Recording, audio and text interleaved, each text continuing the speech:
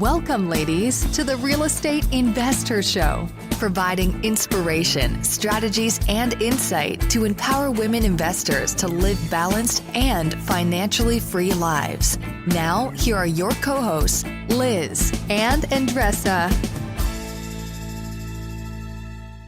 So in today's episode, ladies, we have Julia Barbaro. We get into all things from homeschooling 6 kids to building a portfolio of over $250 million to working with your spouse and developing a deep relationship too with your spouse. So I think you're going to get a lot from today's episode about how she's navigated all of that.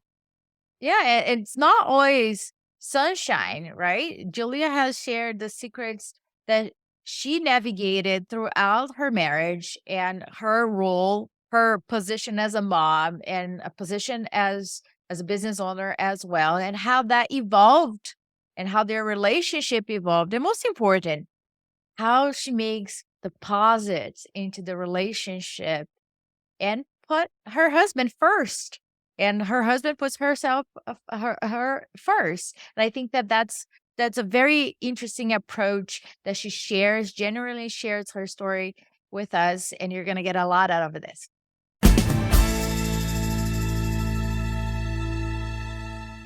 Welcome back, ladies. This is Liz. And this is Andressa. Welcome back to the Real Estate Investor Show, where our mission, our passion, what keeps us fueled is to empower women to live a financially free and balanced life. Day in and day out, right, Andressa? Yeah. Excited to have everyone back here. Julia, thank you so much for being on our show. Excited to jump into your story and building a portfolio, homeschooling, multiple children. So excited to jump into, your story here in a moment. So thanks for being here. Liz, Andressa, thank you so much for having me. Super excited. Yeah, absolutely. We always like to get connected to all of you, amazing women, and we know men listen to our show. So thank you for being on this journey with us. I have a quick story here about my son, which is, I feel like children make such great material for our podcast. But anyway, my son, so right around the time of recording is Valentine's Day, the time of Valentine's Day. And my son had been keeping from me that he has his first crush. No, a girl. goodness. That's cool. I know, right, Andressa? I haven't told you this. So it was cute, right? Because he's been talking to my husband a little more about it and just didn't bring me into the loop. So as we were, Oh, he kept you out. I know, kept me out of the whole, I was like, what? So it was like 2 days ago. And he was like, I want to do something on Valentine's Day. So they were preparing a Valentine's for every child, because that's part of the game, not the game. It's part of the game plan for schools, which makes complete sense. And I said, I didn't know you had a crush. He goes, I do. She's really funny. And he's telling me all about her. And he's like, sometimes I see her looking at me too. It's so cute, right? He's 9 years old. So I said, what are you going to do, buddy? Are you going to do something? He's like, I don't know. And I saw that as an opportunity to encourage him to be a little bold and have courage. And I said, maybe you could just write something on the Valentine you give her, something subtle, and just say, what am I going to say? So we talked about that for like an hour. He finally said something like, I'm grateful to be in class with you. Something kind of, keeping it simple. And he's like, what do you think if I added some hearts? Do you think that's clear that, I have a crush on her? I said, I think you should go for it. He's like, I don't know if I should do that. And I was like, what, Zach, life's short. And if you want to write, draw hearts on there and, and be a little bolder, because I was bold for him to draw hearts on this one particular, Valentine. Doesn't sound like it is in general. He's like, I'm going to do it. So he did it, comes home. And of course, I'm like waiting, anticipating what happened, And he said, I gave it to her. I handed it to her because I wanted to make sure she got it and no one else got it. I said, that makes sense, with the hearts. And he just smiled and he's like, I was going to say something else, but I think that's a good first step. I said, you know what, buddy, that was great. You took a step and it was a courageous step. And what that looks like moving forward is something we can unfold together. But I really wanted to honor that. When you're 30. Yeah, no, when you're 30. I know. And that's like, yeah, he's been talking about her for a long time. I'm like, yeah. So now I'm like annoyed by that. But I just want to share that as a quick tip of like taking a step. It's overwhelming. I mean, you think about telling a little, writing hearts on a card is that a big deal? But for a year-old who, hasn't really expressed much about having crushes on anyone, it was a big deal for him. And, don't dismiss the steps you're taking. I know we're all taking, even the small steps. We often say, oh, that's not a big deal, or that's not, really a courageous step. But if it's a step for you that you're moving the needle, it is a courageous step, and you need to honor that. I want to encourage you, to keep taking the step to live life on your own terms. We have InvestorCon coming up May 18th and 19th. I want to say it's not a small step, but it's a step towards being around 500 other women on this path with you. And just encourage you to join us in Scottsdale, beautiful Omni Resort on May 18th and 19th, and take that step. Whether you join us on the conference, which I would love for that, or you just take that next courageous step in your life today to move the needle on your financial freedom journey. Just really want to encourage that. Don't dismiss it. Every step is a step towards your goals. Don't dismiss the steps you take. So I got this week.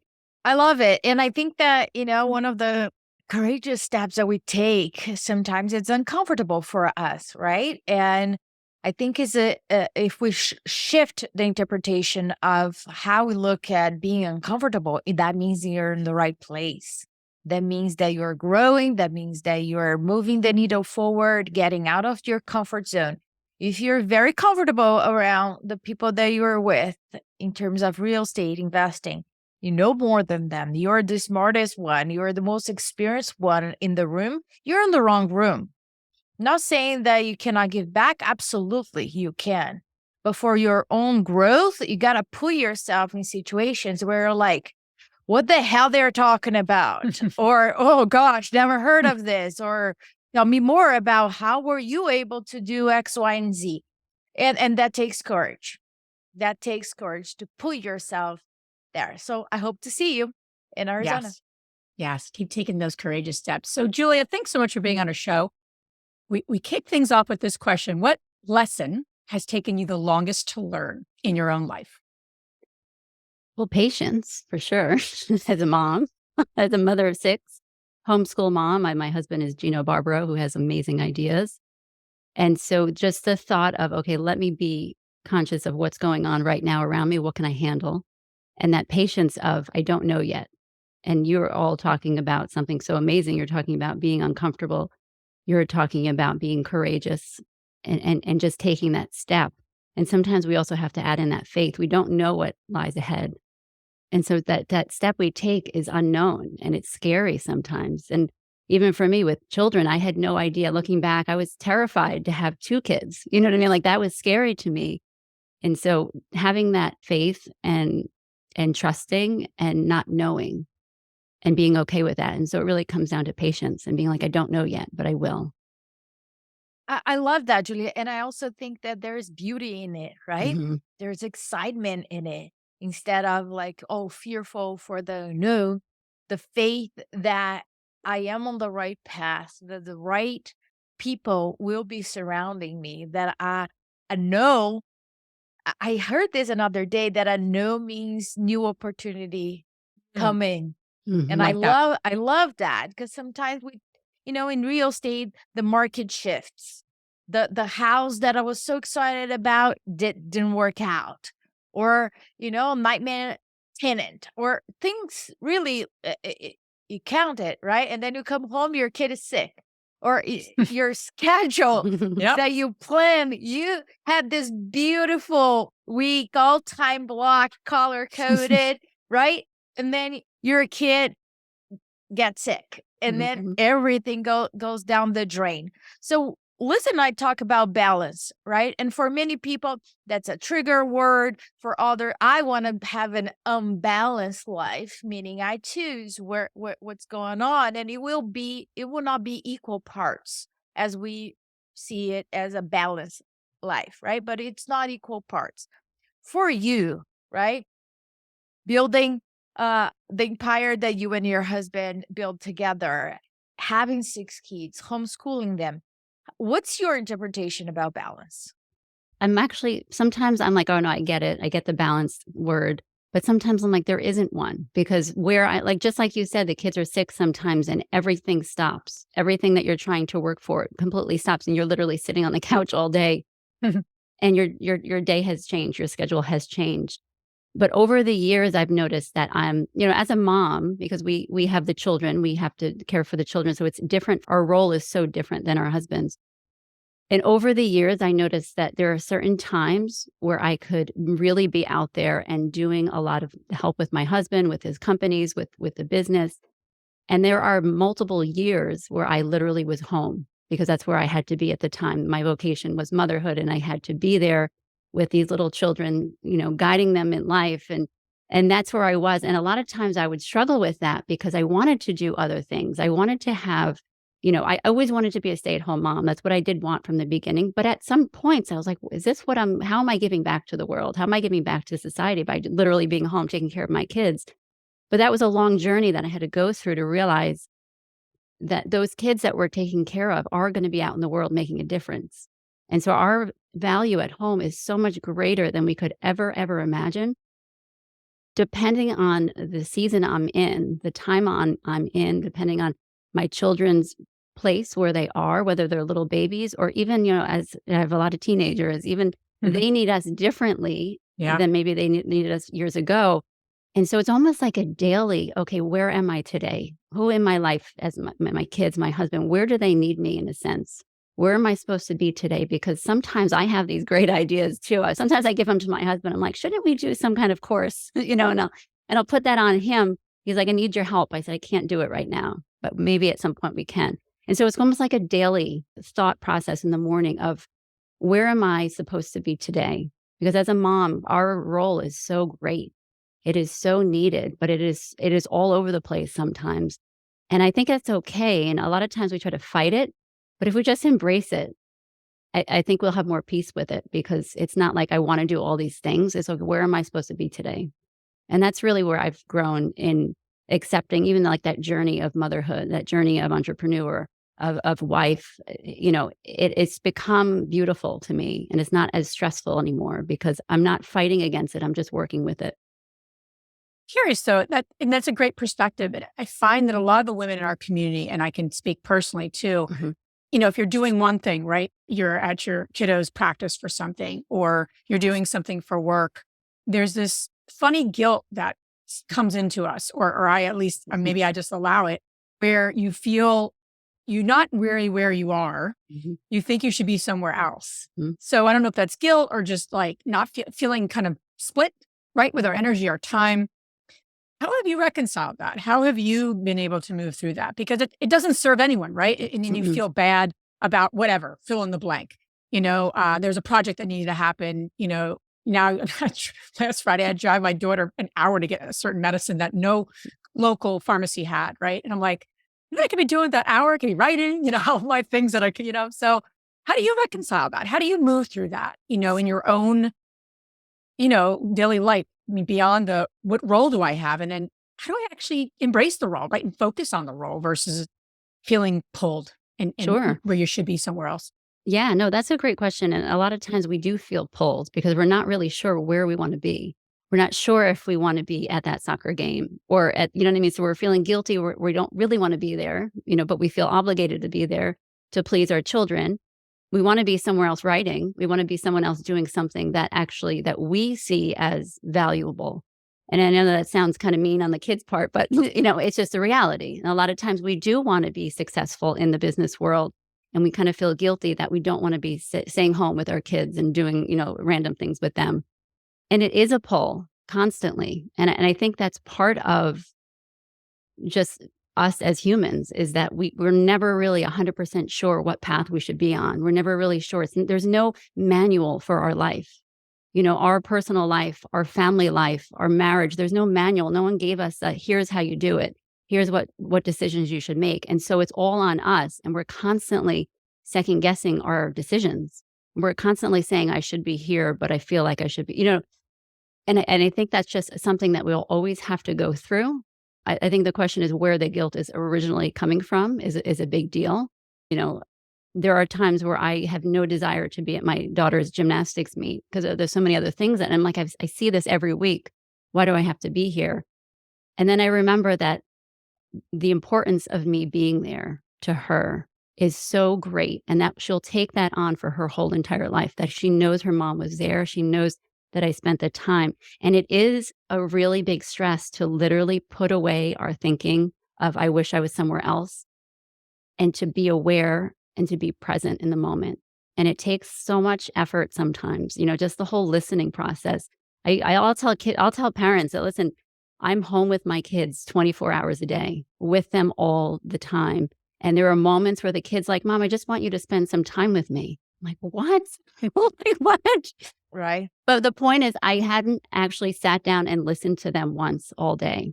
And so we could spend 20 minutes just let them talk, listen to them, ask them questions, have this unbelievable conversation. And at the same time, not be with them the whole day, but they'll feel loved and they'll know they're loved. So it's when we spend time with our kids, or when we spend time on the business, the effort we're putting in and our thought process, and getting to our thought process, saying, what am I thinking and why am I thinking this?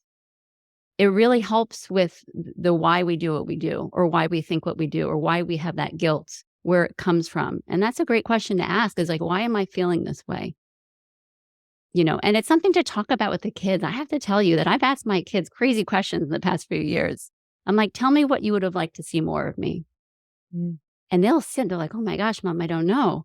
And they're like, we loved everything. We loved everything you did. I said, because in our heads, we're messing up, right? In our heads, we're doing everything wrong. And we could, we're going to be in therapy. What are they, the kids are going to be somewhere.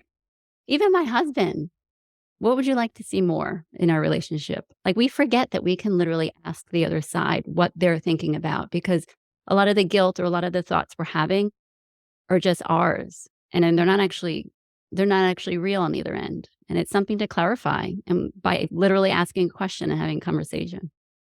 So I Something to I think was about. listening to a business strategy podcast, and the guy was going to recommend one of the books that he most recommend for CEOs, and that has nothing to do with real estate, neither business. It's called How to Talk So Kids Will Listen, and Listen So Kids Will Talk. And I was like, of course, download it immediately and started listening to it. And I started applying what you were saying, because my kid is like this, right? He's 7, and he comes from school. I would like to know what happened in school. Mhm. I was like, how was school? And he gives me this beautiful single word, good. I was like, elaborate, give me a story, give me a conversation, something that I can work with, right? And then I started listening to this book, and how to really, because that can be applied with any team member, with anybody else, right? And then at night, I just was really mirroring what he was saying. And this kid start just spitting out this whole story about all those beautiful things that happened with the series of books. And he started really exchanging with me what was happening. And we have those like deeper conversations that from a book it goes to what is life is all about, Mm. right? About worry, about what's going to happen. And I think that, he has a good memory, because I said to him another day, I should interview on our podcast, buddy. It's like, what do you want to talk about? I was like, well, let's pretend I am interviewing you now. What would you say to other kids, right? But what I was asking him is like all the problems that we women have, like people that don't have time. How about people that say that they don't have time? What would you say to them?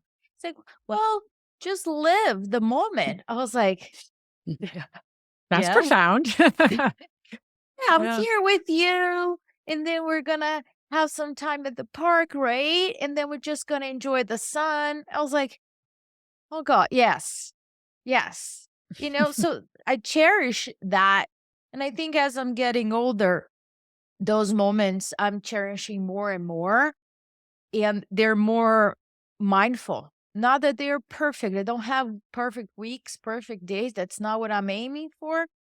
But as you were saying, like the investment that we're making into those kids, to the world, it's really priceless, and we cannot even measure that. And I'm curious with you and your husband. You mentioned that you had different seasons, right? Depending on where the kids are. In terms of your relationship with your husband and your identity within the company, how did you guys transition from the beginning to different paths that you guys have faced?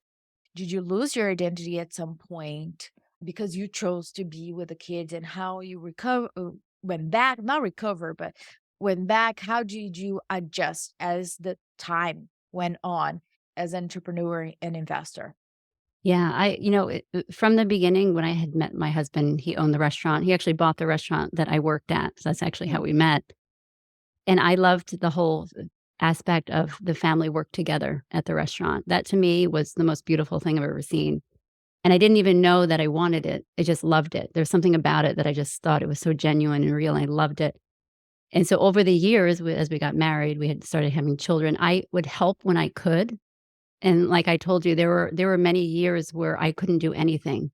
All I could literally do is support him. Now, I didn't do a very good job for a very long time because, it was about me and I didn't sleep and, "Well, can you help me more?" And it was, so our relationship really struggled. We had a difficult relationship for many, many, many years. Our communication was horrible. I was always good at listening in a sense, or more being aware of him. I was aware of him. I always knew he was having a hard time because of his mannerisms, his facial. He would come home really, really tired, really exhausted, really done with the restaurant. But our communication wasn't there. And that's what I noticed when I look back now. If we worked on that, our marriage would have been unbelievable from the beginning. We'd probably been more successful, let's say, because you're trying to run a company and we try to run a family at home, and both spouses are struggling on their own and not communicating. It's really going to be a difficult job for both of you. You're almost doing double the work, let's say. And so it took for him to go to life coach school, probably, 15 years into our marriage, for him to say, "Wow, I don't think we've ever listened before." And he sat me down and listened to me for the first time in all of our marriage. I know that sounds ridiculous, but it's real. I mean, a lot of times we don't even know how to listen. We don't know how to communicate because nobody teaches us. We go to school for everything except for this, right? Or for relationships. And so once that happened, I always felt like I was just the mom. I was a stay-at-home mom, and that was my identity. And like I said earlier, I didn't feel like I was giving any value to anyone because nobody, kids don't say, "Good job, mom, you're doing a great job," and keep it up. You know what I mean? There's no paycheck. There's nothing there.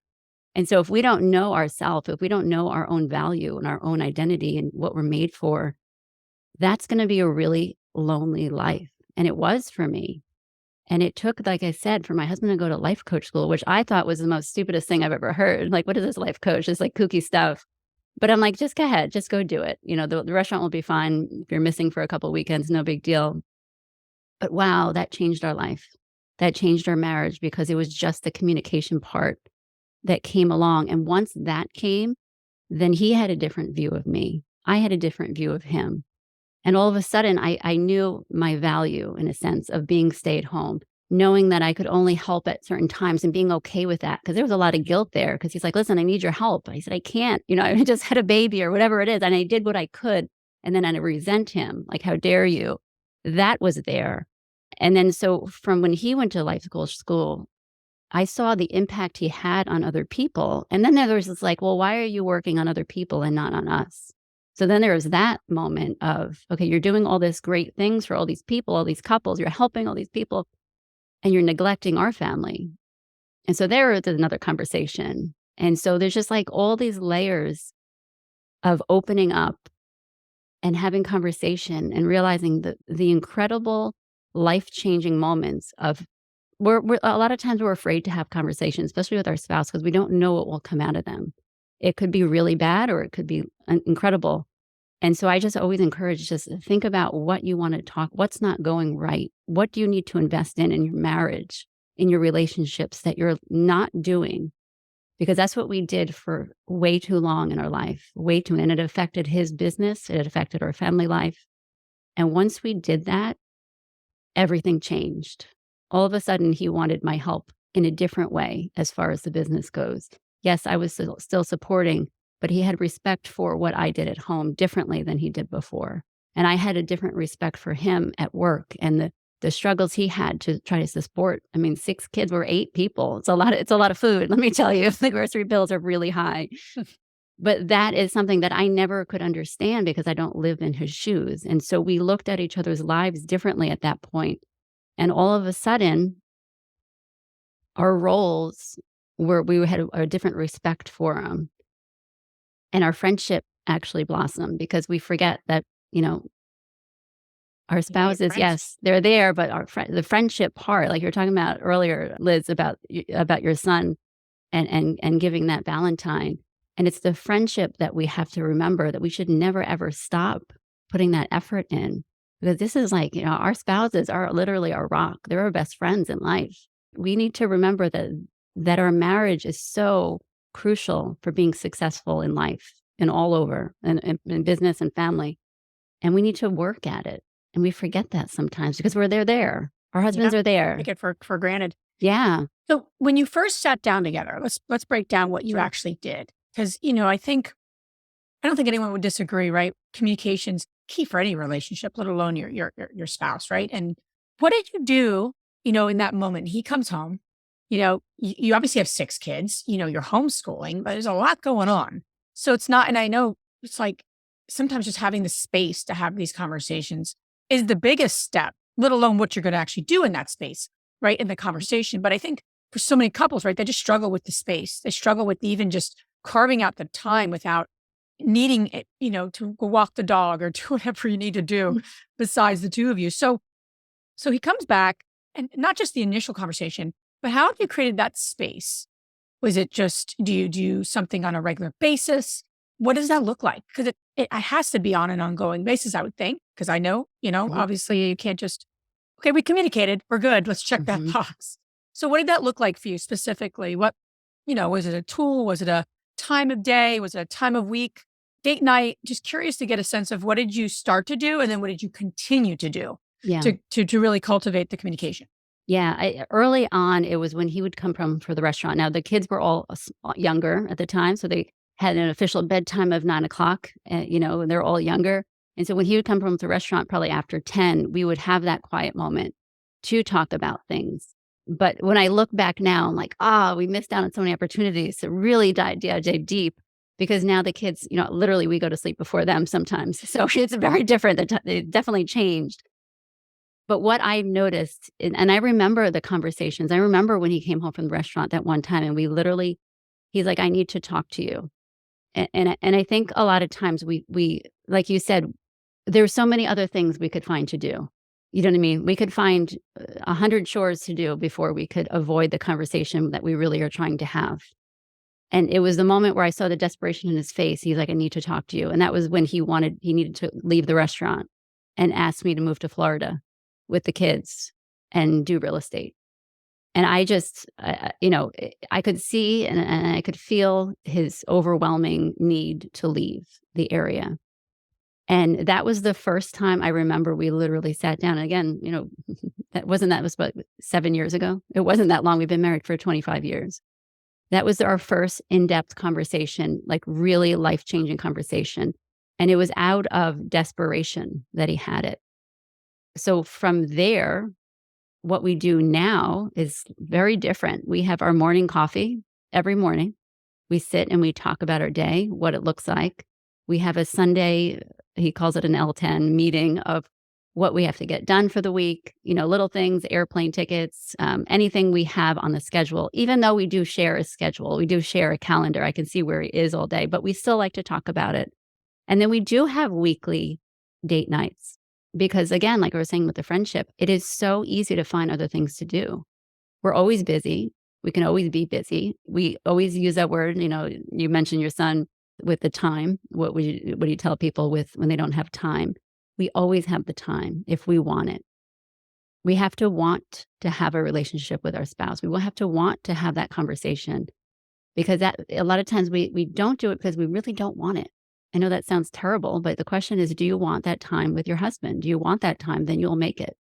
Put it in the schedule. I mean, if you look at my calendar, I have a meeting on Sunday every morning coffee, and Friday night we go to dinner. And it has to be on the calendar. Otherwise, the time does go by and you forget. So schedule it. Julia, I think that many couples who work together, building their portfolio, you and your husband build $250 million portfolio, and there's a lot of pieces there, right? I think that those conversations, when they are planning to have those conversations, and then it becomes like a transactional Hmm. date. Basically, our two coworkers going over a to-do list of the business. And I don't know if you fell into that trap or not, but if you do, you have like a password or something to go back to that relationship and the friendship that you're mentioning about. Yeah, that's actually really good. That's a very common question that I do get. We try to keep business during business hours, if that makes sense, because otherwise we get excited about certain things. We get excited about the business, the life coach courses or the books and all that. And so we can literally talk about it all the time. And sometimes the kids will remind us, like, you guys really, do we really have to talk about this during dinner? That type of thing. So we do get called out. But it is an ongoing conversation, an ongoing effort. It's like, okay, let's talk about this tomorrow. Let's talk about this. And we look on the calendar. Let's talk about it at 11 o'clock. We're both free. Let's talk about it then, because it can get business only. It can get, coworkers only. I've talked to a lot of people where it's their marriage becomes now it's just like their work life, and that's it. And it just takes an effort and an understanding and an awareness of where you're at the moment. Maybe you are talking about it too much time. Maybe you can talk about it. Hey, do you think we're talking about this too much? Do you want to just go back to talking about life and what you're feeling and what you're going through? There's a great book called The 6 Conversations. And we had her, the woman, Heather, on our podcast. And it was really good because I encourage you, just like the book you had mentioned about how to talk to your children, because a lot of times we don't even know what to ask each other anymore. We don't even know what to talk about anymore. Because it's like we think that they know us, but they don't know what we're going through. They can't. I always tell women this: your husbands can't read your mind. They don't know what you're thinking, I promise you. And so a lot of times we don't tell them. We just assume they should know. And that's a problem in itself. That's a whole podcast conversation right there, is that a lot of things that are eating up inside us. And we're like, how do you not know that this is bothering me? Because they don't. They cannot read your mind. And so this is an opportunity to say, let's talk about this. This has been really on my mind a lot. So think about during the day what it is you want to talk to your husband about. Because a lot of times we don't. We just wait for the moment and then we can't think of anything. So I just encourage everyone to journal, write things down. What's going well in your marriage? What's not? What's lacking? I'm curious. When was the last time that you guys disagree, Oh, gosh. have completely different opinions about it, and how you guys resolve it? Yeah, always. My husband's Italian. So I feel like he said something and I'm the opposite. And I always push back. So the kids always think it's funny because it's almost like entertainment. They will literally sit down and watch us argue. I'll be honest. It's very funny. I just like to see both sides. And maybe that's the Irish in me that I have to fight for. But we disagree on most things. I'm going to be honest. And I've learned, and he has learned, let me hear both. Let me hear the full side. I want to hear why you think that, where it came from, what your solution is, all of that. And that goes back to that conversation where sometimes when the other person doesn't see our side, we just get angry and yell and leave. And that, I really have to try. Every time I'm in an argument or disagreement with him, it takes a lot for me to just sit and be patient and actually listen. And that's a big challenge for many of us. But when you do, it's so interesting. Then the arguments or the conversations, it's like, wow, what's going to come out of this? And I almost sometimes think we're going to get closer after this. Isn't that excited? I said it one time. I'm like, isn't it great we're having an argument because we're going to get closer after this? And he's like, why did you have to bring that up? Why do you always have to bring life coach stuff up? But yes, we disagree. It's really important to see the other side, put yourself in his shoes, and understand as much as we can, because we can never truly understand the other side, but to see where they're coming from and then make an adult decision, which, you know what I mean? Because a lot of it is, hurt feelings or emotional. Take the emotion out for a second and see the facts. because the facts usually are pretty clear on what the decision should be. But if we just take the emotion out just for a minute, and, emotions are real and we still have them and we still go off them, but don't lead by emotion. I think that's been the most help for us because both of us are very stubborn and we have our opinions. But in the end, we do come together because we choose to. We choose to listen, we choose to understand, and we choose to be respectful in the sense where we can come to a conclusion and be okay with it. I think something it's just literally had this conversation with my husband the other day and we're writing a book together. Mhm. So we haven't announced that. We are writing a book on investing with your spouse and working together. So literally it's like, hot off the press, right? As I'm experiencing all this, right?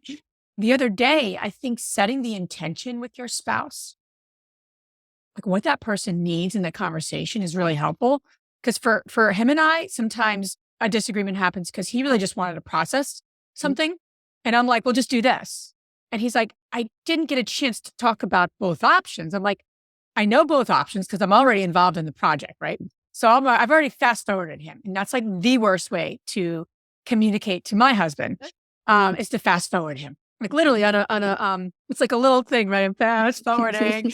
We have a few minutes. The bus is coming in 10 minutes, and he's like, I just really wanted you to hear where I'm at and what I'm struggling with, and I get it, but like, I'm like, oh, okay. I thought you just needed me to help you make a decision. Like, and this is like, literally, I've been with him for 20 years, like 20 years later, and we're still having this, if that's what you needed from.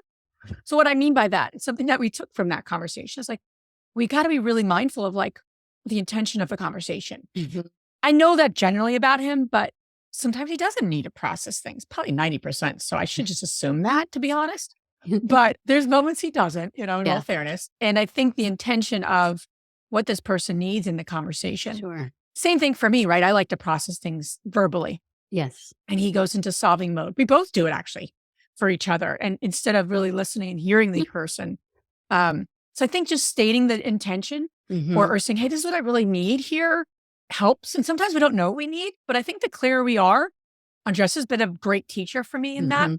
It's my other partner that I talk to, probably second to Matt. And, she's really taught me how important it is to express what you need to people and how important it is. Not just important, but it really fuels the relationship and the communication, and I it's Yeah. like I knew that, but she's been a great teacher to me in that. And I just brought that, to Matt, like we need to be very clear in our intention. So I wanted to Can I share that just as say a one tip. thing? This is a big deal to me, and I agree with you because a lot of time I'm solution oriented, and I'm like, this is what you have to do, and he gets really irritated, and I'm like, didn't he just ask my opinion? Like, didn't you know what I mean? But and so I just learned this sometime very recently, and it's been a life changer for me. Literally 2 mornings ago, he asked me to come. He was talking, and I'm giving him the solution, and I was like, hold on a second. I said, did you just need me to listen to you, or are you looking for a solution? And it was a quick question that he could sit. He's like, I really just need you to listen. Yeah. And it's not rude. You can say it to anyone. I say it to my brother all the time, say it to my kids all the time now. Do you need me to listen, or are you looking for a solution? And then there's that moment where you're giving that person the I guess the power or something where it's like, oh, okay, let me think about that. Hold on a second. Yes, actually, I need your help with the solution. And so it changes the conversation all of a sudden. And then the expectation is also changed. So it definitely does help. That's been a really, really amazing tool that I've used lately. I think that when the friendship, the love, which builds the foundation, right? It's there. Then when there is a disagreement, you see the other person, but you're on the same boat. But when the foundation has cracks or you have resentment or stories or unresolved matters, when there is a disagreement, the other person is another boat, Mhm. right? And then becomes this not a roller coaster, but like a tsunami that it just piles up and it washes everything. And then you dismiss the good. You only see that the other person it's not on the same boat and moving to the right path or the Mhm. path that you both had agreed. For both of you, do you negotiate renegotiate your marriage terms, the roles, or it is already embedded during the week? What I'm trying to say is that, is there those moments that you come to him and say, listen, that agreement that I made is no longer working for me, and we need to renegotiate the contract here? Mm. No, I never really looked at my marriage like that. When I look at our marriage, even my husband, when we first got married, I had no, well, maybe I did. It's like that thing where you expect your spouse to make you happy. It's that expectation. And I think a lot of us do fall into that trap where they're going to make me happy. I'm going to live my own life and we kind of live parallel. It's, over the years, there's a lot of faith in my life, a lot of trust that I, that's really where I got the strength to get through really difficult times, really difficult moments, and years of them. And I think out of that, I've realized the importance of marriage and the importance not only in just us, but in the whole family, all the children and all the people that we know and the experience they have through us. And so when I look at it now, I truly, and I know a lot of people give me a hard time for this, but if you just hear me out for a second, I literally put my husband first. And I know that's a really bold statement, but he's also putting me first, if that makes sense. And the kids see that. And a lot of times I grew up where the kids come first. And I always struggled with that. I'm like, God, something not right here. Why are my kids coming first? What am I doing neglecting my husband?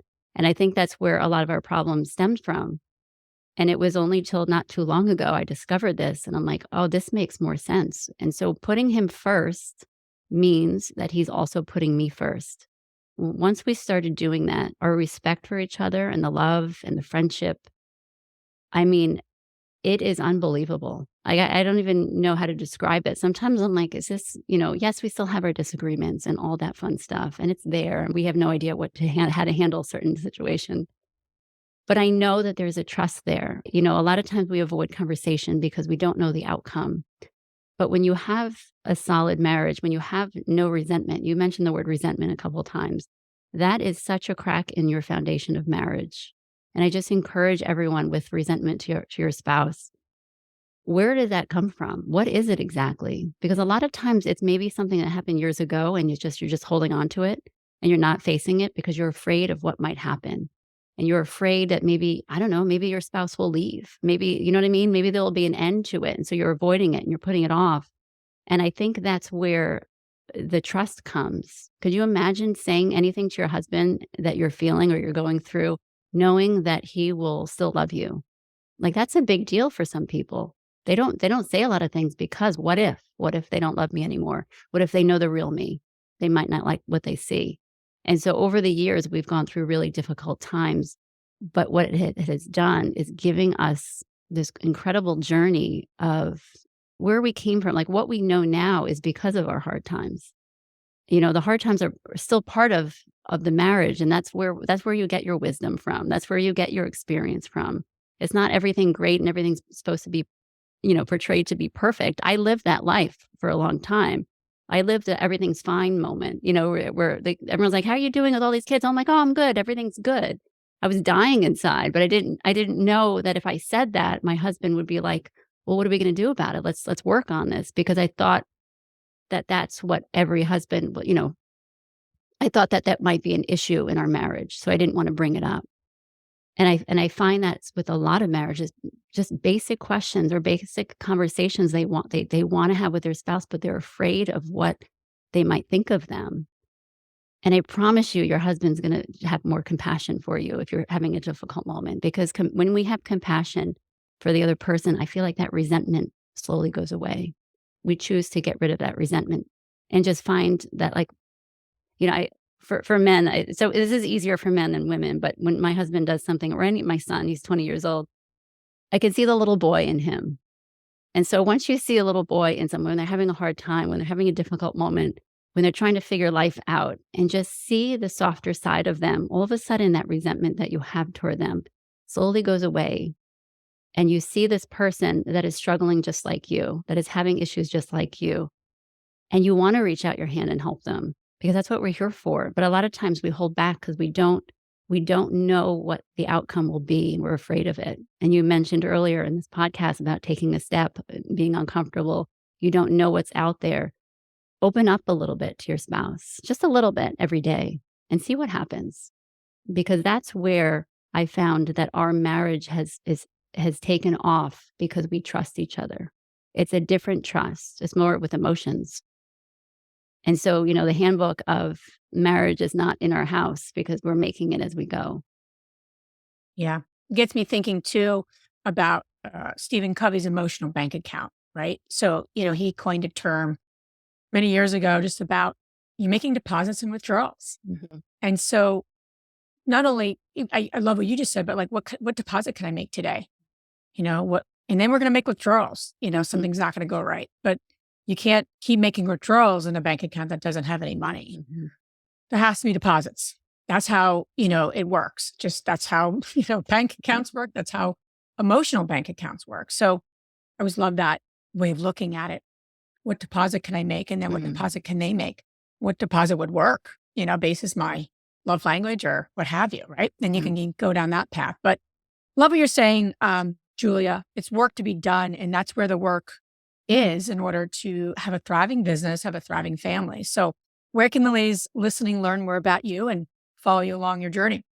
You can visit juliaandgino.com. You can check out our kids' books. You can also go on jakeandgino.com. You can check out our podcast, The Julia and Gino Show. You can always email me, juliabarbaro@gmail.com. I'm on Facebook, LinkedIn, and Instagram. Awesome. Now we're going to transition to our fabulous 3 questions. And the first one, Julia, is what's the most transformational book you ever read? Transformational. Oof. That's a hard one. I mean, Parenting with Grace was my early on one and mindset. But my newer one, and I know it's a religious one, but it is life-shattering, life-changing, Into Your Hands by Wilford. Awesome. Second question is, what's the most powerful routine that you do to create a financially free and balanced life, whatever balance means to you? I think the morning coffee routine with my husband, because it sets us on where we are at the moment, what we are striving for, and it gives us clarity on what our goals are. Last question, which women, famous or not, has inspired you the most?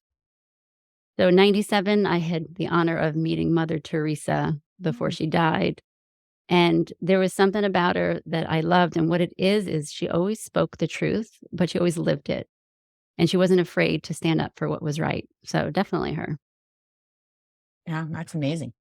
Julia, thank you so much for being on our show, sharing your wisdom with our community, and appreciate your time so much. Ladies, I appreciate it. Super fun. Thank you. If you enjoyed this podcast and want to receive updates on our next interviews, go to our website, therealestateinvestor.com. There, you can subscribe to our show, become part of our investor community, and get updates on upcoming episodes. If you like our show, please share it with other women who would benefit. And don't forget to leave us a rating on iTunes. We'd really appreciate it. And as always, we encourage you to take one action as a result of today's show and put it into motion so you can live both a financially free and balanced life. Thanks for spending time with us. Ciao.